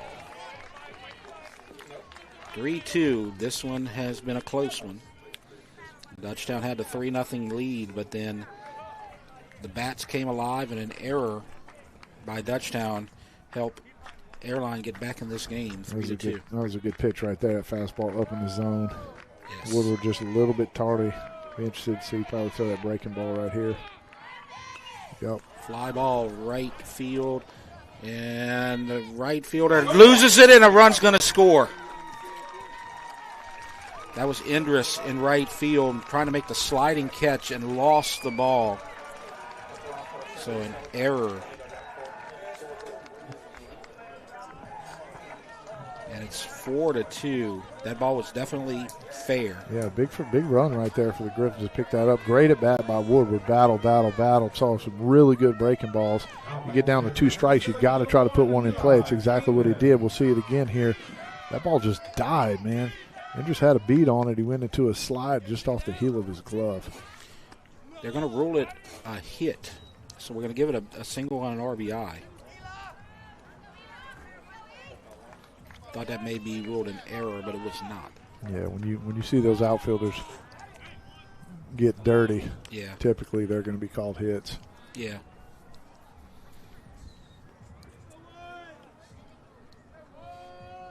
And the runner's going, and a grounder to short, throw to first in time for the out. So Dutchtown gets an insurance run on the RBI by Woodward, and they lead 4-2 as we go to the bottom of the 6th inning, as you see the replay right there. But a big insurance run for Dutchtown as we go ahead and look at our schedule for the upcoming week for our game of the week. Yeah, so you see on the 22nd at 5 o'clock, it'll be the softball game. Southside will be traveling to Santa Maria to play the Lady Gators over there. And then the following week, not quite sure what's going to happen. You got the non-select softball regional, obviously, and quarterfinals next week. Still got to wait and see how that kind of plays out to see what games we'll be doing. We have decided that we were going to get the regional game for Santa Maria, and that means that if Dutchtown can win their regional game, then by the weekend we're likely going to do their quarterfinal game so we can cover both of our in-parish teams that have home games. Now, if Dutchtown would lose and Santa Maria would win, then we would get Santa Maria twice that week. But right now we're trying to cover both of these teams because both of these teams have a good chance to get to Sulphur this season. So that's our schedule coming up for the Rev game of the week. Caden Hill coming back on the mound, and he's going to face 1-2-3, top of the lineup for Airline as Dutchtown gets an insurance run and lead 4-2 in the bottom of the 6th. And Jordan takes the ball. Jordan, on the second pitch of the game, got a base hit. Yeah, came out firing. Well, they swung the bats early yesterday as well. And on the second pitch, they bounced to first, and your favorite play. The FP, baby. 3-1. Textbook as a pitcher. I mean, you can do that in your sleep, right? Get any ball hit to the right side. Your immediate reaction is to break towards first base. Yeah. Just help yourself out so much. I mean, you watched the Yankees, Garrett Cole last year in the World Series. Didn't cover first base, cost him a big run. Yep. Steve Reich to Bo Carter. Other than the error in the 5th that cost Dutchtown a couple of runs potentially, fly ball to right, and coming in and making a sliding catch is Caleb Wall for the second out. But what I was going to say right there. Great catch by Wall. Other than one error here in this game, Dutchtown has been pretty clean in the field. Yeah, great job by Wall right there. Good jump. That ball's off the bat. Got kind of killed with that wind. You still see it blowing more towards left field. Never gave up. Went into a slide and made a good grab.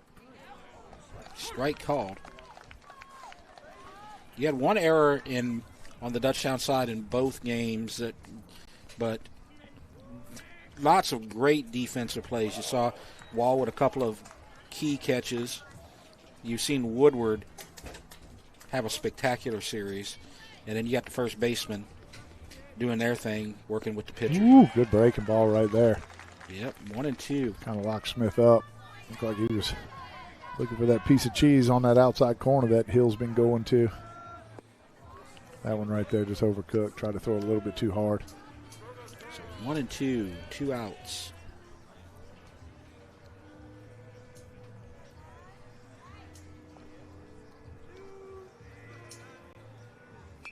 Fouled away. Dutchtown trying to pitch for the win in the 7th if they can get through this inning cleanly.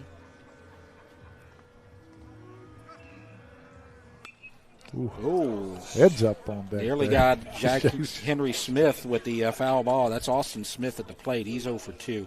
Into a double play and popped to second.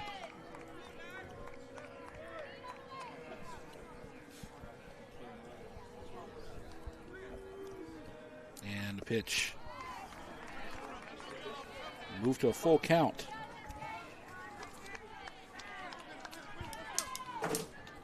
Smith on deck. He got the lone hit on Friday. But he won't get a chance to bat in the 6th. He will lead off in the 7th as we get a strikeout. 3 up, 3 down for Dutchtown on Airline in the 6th. And so our score going into the 7th, 4-2. Dutchtown leads Airline. You're watching the Rev Game of the Week. No one teaches you what to do immediately after an accident. Once everyone is safe, your first call should be to an attorney, not the insurance company. Don't let the insurance company take advantage of you at your time of need. Call the Title Law Firm. We'll walk you through what you need to do in real time. But you can take advantage of the Title Law Firm's 30 years of experience. Before you call your insurance, make a free, no-obligation call to the Title Law Firm.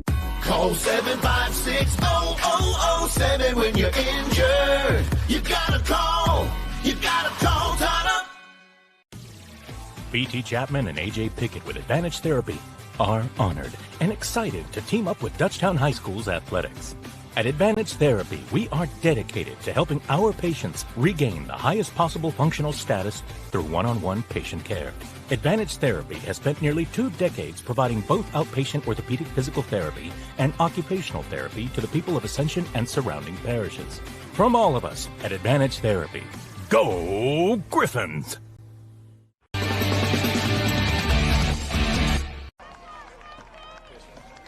Welcome back. We are moving to the 7th in Game 2, and if Dutchtown can hold on, we will not have a Game 3, but we still have 1 inning to play. Dutchtown leads 4-2, and they're up 1-0 in the series overall.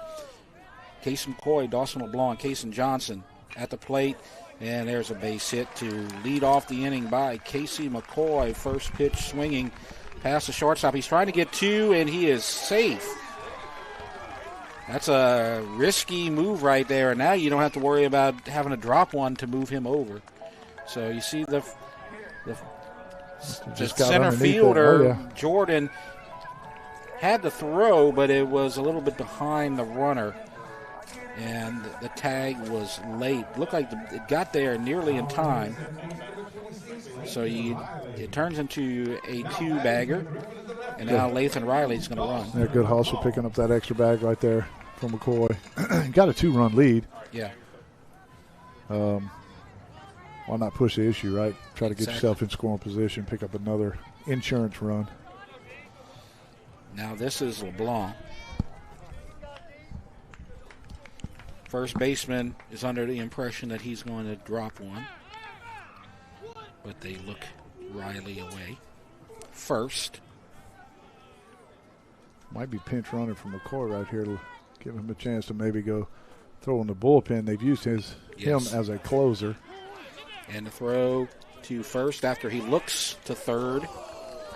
Close play, but 1-4 sacrifice. And now either a wild pitch, sac fly, or base hit will score an insurance run for the Griffins. He thought about it for a second, and that nearly cost him another base runner. Yeah, but I mean, typically as a pitcher, if you get it bounced back to you fairly quickly, you are supposed to check. And a fly ball, and this will possibly score a run. The tag, they're going to send it to third, and Dutchtown gets the insurance run, and it's 5-2. So the Bats do what they need to do in the right times. They've laid down a lot of great sacrifices, and then you got the fly ball in the right spot by Casey Johnson. Yeah, perfect. I mean, the textbook, right? The last 2 at-bats. Get the bunt down, move the runner to third, get him over there with less than 2 outs, try to get something in the outfield to score that run from third. Johnson gets a little ball. He can get underneath, get deep enough to left field to pick up that extra run. And a strike to Cole Henderson. Now, Dutchtown 3 outs away from a sweep. And they got to feel pretty good about it, considering they have a 3-run lead. They've given up 2 runs this entire weekend so far. Yeah. But you never know. Yeah. Another thing I want to kind of point out, too, how big is that hustle play by McCoy getting a second now? Absolutely. Right? I mean, because you get that sack bunt, gets him to third with less than 2 outs, and the sack fly scores him. Totally forgot about that for a second. And just off the end of the bat, stays alive. Anderson trying to avoid a 4-strikeout day. He's had some really good at-bats. I want to say he's run almost every count to 3, too. Yeah. He's seen a ton of pitches. He fights off a lot of pitches.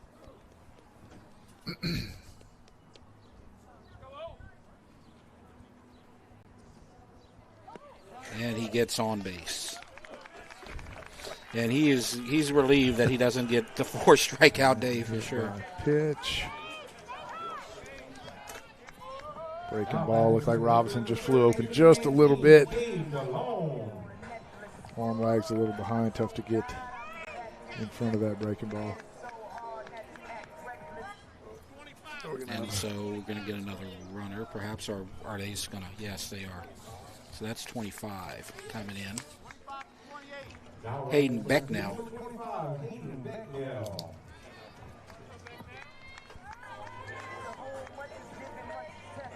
And DeLone has a perfect day at the plate. He has reached base 3 times, singled, walked, and was hit.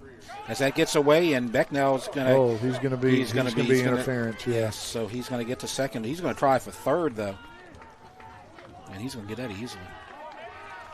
So that's a 2-base error on the pickoff attempt.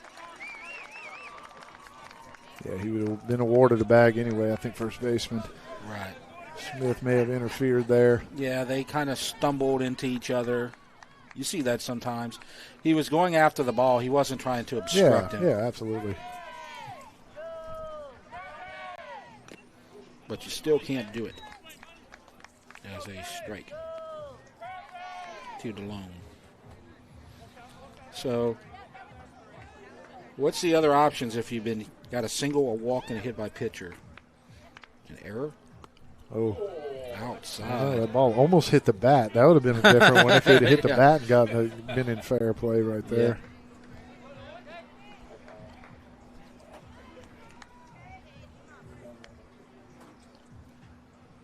Yeah. Oh. Got a good pitch. DeLone saw that pitch pretty well, so him sit back, keep his hands back. Just got underneath it. A lot of times when you see him foul that ball straight back with some velocity, they were right on that pitch. Outside. 2-2. If DeLone can keep his on-base streak alive, DUTCHTOWN probably get a balk, yeah. And doesn't matter. Balk. And 2 insurance runs. This is the MO for DUTCHTOWN last night as well. The 5th, 6th, and 7th is when their bats come alive and when they start scoring runs. And you've seen it right there.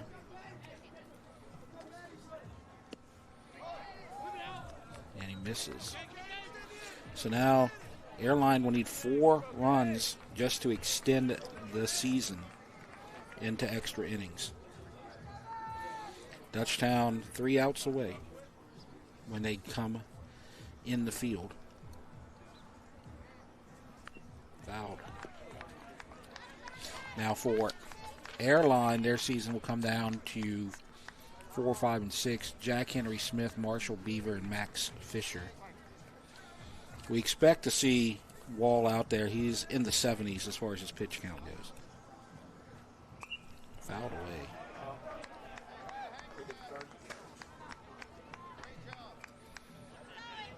Long at bat. Full count. DeLone trying to reach base for the 4th time, and he does. It's a good at bat right there. Fouled off some really good pitches. Worked that count to 3-2. That ball just off the inside. DUTCHTOWN has 2 runs this inning, Mike, and they've been in those unusual situations like you talked about. McCoy got the extra bag. and that helped them get a run. And then you had the two-base error on the pickoff attempt. So they're getting runs in some unorthodox ways, as the run that got the third scored on a balk. Yep. So you take the runs any way you get them. Absolutely. I mean, you need traffic, right? You need to have base runners. Never know what can happen. Kind of push the issue. Sacrifices, a couple misplayed balls, balks, any way you can, especially in the playoffs. Yes. Runner going, and I think he lost the handle behind the plate right there. Stolen base. We got Mayo pinch hitting for Caleb Wall. Okay. Cade DeLong picks up his 10th stolen base of the season. Takes the ball outside, and they'll have a conversation.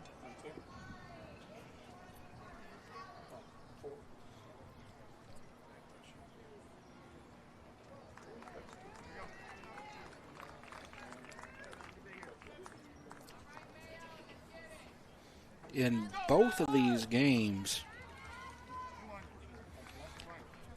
it's been fairly close early, but Dutchtown has pulled away in the late innings. So far, both times, it's a ground ball to short, and he may beat it out. He does not. Bang, Good throw for the out.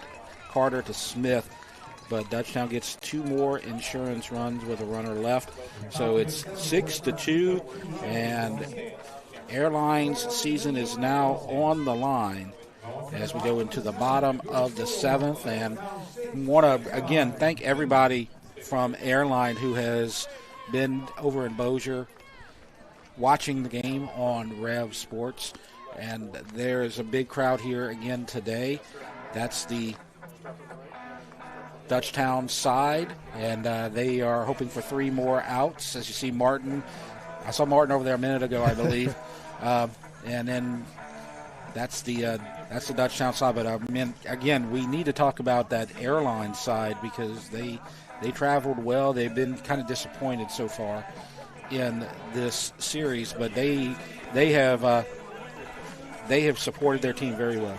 Yeah, classic group of people too. You see, I mean, they just showed the Dutchtown side, but once you kind of get middle to first base side of where we are right here in the press box, everything is going to be the light blue. They travel deep. They travel well. Yes. And they're hoping for a game 3, but they need to get 5 here in the 7th in order for that to happen. If there is a game 3, it would be about an hour after this one. But Dutchtown only needs 3 more outs. Hill is on the hill trying for a second straight complete game for the Griffins. First pitch to Jack Henry Smith is a ball. Yeah, Caden Hill coming back out to try to finish this thing off. I still think maybe McCoy might have went and thrown some pitches over there just in case. Yeah, I think so too. Hill gets a little hiccup or something right here. Yeah. You got lots of choices. Because everybody is still available. Is that Mayo? Should be. Yep. So fly to center for the first out. And now Beaver will come to the plate. So 2 outs away from a trip to Natchitoches next week. Strike called. Just outstanding starting pitching by Dutchtown. We've seen that forever. Absolutely. I mean, that just sets the tone. I mean, you talk about, it gives them a break, from going to the bullpen, and then now you kind of get into the thought away, hey, maybe should I throw somebody to, knock the dust off? That way everybody else is still kind of fresh, or, do we stay with both starting pitchers all the way through? But, I mean, just great job, solid job by Caden Hill again today. 2 earned runs thus far. Unearned runs, right? Is that what I said? Yeah, I believe so. Yeah, unearned runs. But just pounding the strike zone, working early, ahead early in the count. Just makes it a lot easier. and a bouncer, and you're not going to get your favorite play. It's just going to be a 3 unassisted. Hey, as a pitcher, you love that 3U. Yes. You don't You have don't have to run all the way over there. Just in case there's a problem. You know, we talked about Dutchtown and their runs that they've had, and that last semifinal run that they had when they had Monso and Gisclair on the mound. That was probably the best 1-2 combo in recent history that I've seen from Dutchtown. But the performance I've seen this weekend rivals what they did back in the day. Oh, absolutely. I mean, you could just go down the list, like you said. There's so many arms that they can go to that can get the job done. Right, and if they can win here, and you hadn't seen Danny Sears, you hadn't seen Tucker Swear, Kobe Mitchell's not going to pitch this weekend, but there's so many pitchers that they could choose from, and that's one of the Coach Shake and Coach Troy Tomplay's big things is to have depth in that pitching rotation, and they're 1 strike away. Still 1 strike away. A little bit down right there. Caden Hill probably trying to put a little bit extra on that one to finish this thing up. Swing and a miss on the breaking ball, and Dutchtown has 2 complete game victories. Kason Johnson on Friday, Caden Hill on Saturday, and Dutchtown sweeps Airline and will advance to the second round and go to Natchitoches to take on Natchitoches Central. Our final score tonight, well, today I should say, is Dutchtown 6, Airline 2. 2-game sweep, as you see Coach Shake and Coach Todd, see Coach Harrell right there. All the Dutchtown coaches thanking Coach Todd and congratulating him on a playoff season. But Airline season is going to end with a record of 20-16. Dutchtown moves on with a record of 25-11. Yeah, always tough as you see the 2 teams going through their line right there. Always tough to, the season's going to end, right, at some point. And, today, unfortunately for the Airline Vikings, it has. But, we talked about just a classy group of guys. The fans are awesome. And I think that team's going to make some noise next year. You know, we mentioned a lot of, during the game last night and today, pretty young club, and a lot of those guys got experience with this series. We saw. And then, on the Dutchtown side, the starting pitching. Yeah. Obviously, they're, some timely hittings. They put up a 7 spot last night, 6 spot today. Did exactly what they needed to do. Got a lot of traffic.